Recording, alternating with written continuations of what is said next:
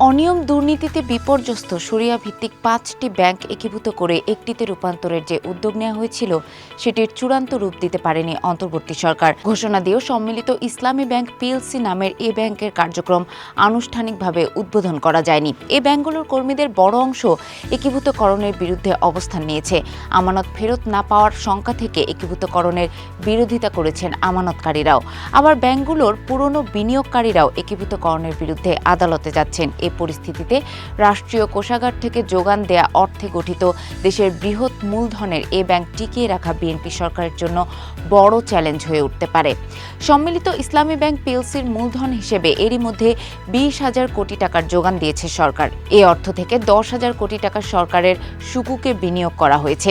বাকি ১০,০০০ কোটি টাকা থেকে গ্রাহকদের আমানতের অর্থ ফেরত দেওয়ার পাশাপাশি পরিচালন ব্যয় বহন করা হচ্ছে বলে সংশ্লিষ্টরা জানিয়েছেন। একীভূত হতে যাওয়া ৫ ব্যাংক হলো এক্সিম ব্যাংক, সোশ্যাল ইসলামী ব্যাংক, ফার্স্ট সিকিউরিটি ইসলামী ব্যাংক, ইউনিয়ন ব্যাংক ও গ্লোবাল ইসলামী ব্যাংক। এর মধ্যে এক্সিম ছাড়া বাকি ব্যাংকগুলোর নিয়ন্ত্রণ ছিল চট্টগ্রামের এস আলম গ্রুপের হাতে।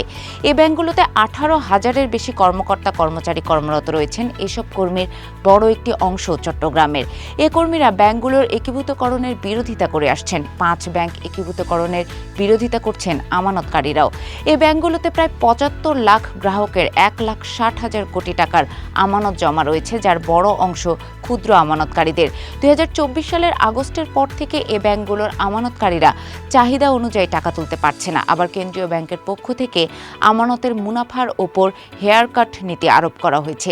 ঘোষিত নীতি অনুযায়ী ২০২৪ ও ২০২৫ সালের জন্য আমানতকারীরা মাত্র ৪% হারে মুনাফা পাবেন। বাংলাদেশ ব্যাংকের আরোপিত এ নীতির তীব্র বিরোধিতা করেছেন আমানতকারীরা। কর্মকর্তা কর্মচারী ও আমানতকারীদের বিরোধিতার সঙ্গে যুক্ত হয়েছেন ৫ ব্যাংকের বিনিয়োগকারী ও উদ্যোক্তারাও। এরই মধ্যে একীভূতকরণের বিরুদ্ধে উচ্চ আদালতে রিট আবেদন দায়ের করেছেন এক্সিম ব্যাংক ও সোশ্যাল ইসলামী ব্যাংকের উদ্যোক্তারা। নতুন করে ফার্স্ট সিকিউরিটি ইসলামী ব্যাংক, গ্লোবাল ইসলামী ব্যাংক ও ইউনিয়ন ব্যাংকের উদ্যোক্তারাও রিট করার উদ্যোগ নিচ্ছেন বলে জানা গেছে। এ ৩ ব্যাংকের মালিকানা মূলত এস আলম গ্রুপের হাতে।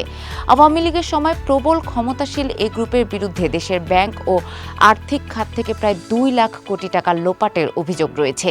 একীভূতকরণের বিরুদ্ধে উচ্চ আদালতের রিট আবেদনকারীদের একজন এসআইবিএল এর উদ্যোক্তা ডাক্তার মোহাম্মদ রেজাউল হক। ২০১৭ সালে এস আলম গ্রুপ কর্তৃক নিয়ন্ত্রণে নেয়ার সময় ব্যাংকটির চেয়ারম্যান ছিলেন তিনি। এই উদ্যোক্তা ২০২৪ সালে ছাত্র জনতার গণ অভ্যুত্থানে শেখ হাসিনা সরকারের পতনের পর আবারও এসআইবিএল পর্ষদে ফেরেন। কেন্দ্রীয় ব্যাংকের পক্ষ থেকে সে সময় ব্যাংকটির জন্য যে ৫ সদস্যের পর্ষদ গঠন করে দেয়া হয় তার মধ্যে একমাত্র উদ্যোক্তা পরিচালক হিসেবে তিনি স্থান পান। তবে দীর্ঘদিন পর ব্যাংকে ফিরলেও একীভূতকরণের সিদ্ধান্তের বিরোধিতা করে গত বছরের অক্টোবরে এসআইবিএল পর্ষদ থেকে তিনি পদত্যাগ করেন। বণিক বার্তাকে তিনি বলেন, আমি শুরু থেকে এসআইবিএলকে একীভূতকরণের বিরোধিতা করেছি। বাংলাদেশ ব্যাংক আমার আপত্তি আমলে না নেয় উচ্চ আদালতে রিট করেছিলাম। সে সময় আদালত থেকে কোনো নির্দেশনা না পেলেও সম্প্রতি পেয়েছি। এসআইবিএল খুবই ভালো ব্যাংক ছিল। যাদের কারণে ব্যাংকটি বিপদে পড়েছে তাদের শাস্তি না দিয়ে সব উদ্যোক্তাকে বঞ্চিত করে একীভূতকরণের সিদ্ধান্তটি সঠিক ছিল না। আমি এসআইবিএল ফেরত চাই। এ বিষয়ে বর্তমান সরকারের নীতি নির্ধারকদের সঙ্গে কথা হয়েছে, তারা ইতিবাচক। আশা করছি এসআইবিএল একীভূতকরণের প্রক্রিয়া থেকে নিষ্কৃতি পাবে। অন্তর্বর্তী সরকার দায়িত্ব নেওয়ার পর বাংলাদেশ ব্যাংক থেকে এক্সিম ব্যাংকের পর্ষদ ভেঙে দিয়ে পুনর্গঠন করে দেওয়া হয়। প্রায় ২ যুগ ধরে ব্যাংকটির চেয়ারম্যান পদ থেকে অপসারণ করা হয় নাসা গ্রুপের কর্ণধার মোহাম্মদ নজরুল ইসলাম মজুমদারকে। ওই সময় নতুন চেয়ারম্যান হন ব্যাংকটির উদ্যোক্তা মোহাম্মদ নজরুল ইসলাম স্বপন। বণিক বার্তাকে তিনি বলেন, এক্সিম কোনোভাবে একীভূত হওয়ার মতো ব্যাংক ছিল না। আমাদের বিনিয়োগের গুণগত মান অন্য ব্যাংকগুলোর তুলনায় অনেক ভালো ছিল। আমদানি রপ্তানি সহ বৈদেশিক বাণিজ্যের ক্ষেত্রেও এক্সিম ব্যাংকের অবস্থান ছিল সুদৃঢ়। কিন্তু কেন্দ্রীয় ব্যাংক আমাদের কোনো আপত্তি আমলে নেয়নি। সে সময় আমরা উচ্চ আদালতের দ্বারস্থ হয়েছিলাম। আদালতও আমাদের রিট আবেদন আমলে নেননি। এখন পরিবর্তিত পরিস্থিতিতে আমরা আবারও আদালতের কাছে যাব। এক্সিম ব্যাংক কোনোভাবে সম্মিলিত ইসলামী ব্যাংকে একীভূত হতে চায় না। বাংলাদেশ ব্যাংকের মুখপাত্র ও নির্বাহী পরিচালক আরিফ হোসেন খান বলেছেন, সুশাসন প্রতিষ্ঠা ও আমানতকারীদের সুরক্ষা দিতে এ ৫ ব্যাংককে একীভূত করে সম্মিলিত ইসলামী ব্যাংক প্রতিষ্ঠার উদ্যোগ নেওয়া হয়েছে। কেন্দ্রীয় ব্যাংকের ক্ষমতা ও ব্যাংক কোম্পানি আইনের বিধিবিধান মেনে এটি করা হয়েছে। একীভূতকরণের বিরুদ্ধে উদ্যোগ উদ্যোক্তাদের কেউ কেউ আগে আদালতে গিয়েছিলেন, কিন্তু আদালত সে সময় বিষয়টি আমলে নেননি। আশা করছি ভবিষ্যতে এ বিষয়ে আদালত কেন্দ্রীয় ব্যাংকের সিদ্ধান্তের পক্ষেই থাকবেন। পর্ষদ ভেঙে দেওয়ার পর আন্তর্জাতিকভাবে স্বীকৃত অডিট ফার্ম দিয়ে শরিয়া ভিত্তিক A5 ব্যাংকের অ্যাসেট কোয়ালিটি রিভিউ AQR করেছে বাংলাদেশ ব্যাংক।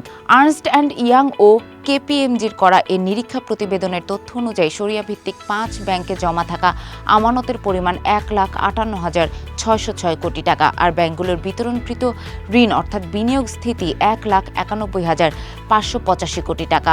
এর মধ্যে 1,46,918 কোটি টাকায় খেলাপি হিসেবে চিহ্নিত হয়েছে। সেই হিসেবে ব্যাংকগুলোর বিতরণকৃত ঋণের 76.69% খেলাপি। এ 5 ব্যাংকের সঞ্চিতি ঘাটতির পরিমাণ 74,501 কোটি টাকা বলে নিরীক্ষায় উঠে আসে। সারা দেশে 761টি শাখায় 18,081 জন কর্মী এ ব্যাংকগুলোতে কর্মরত রয়েছেন।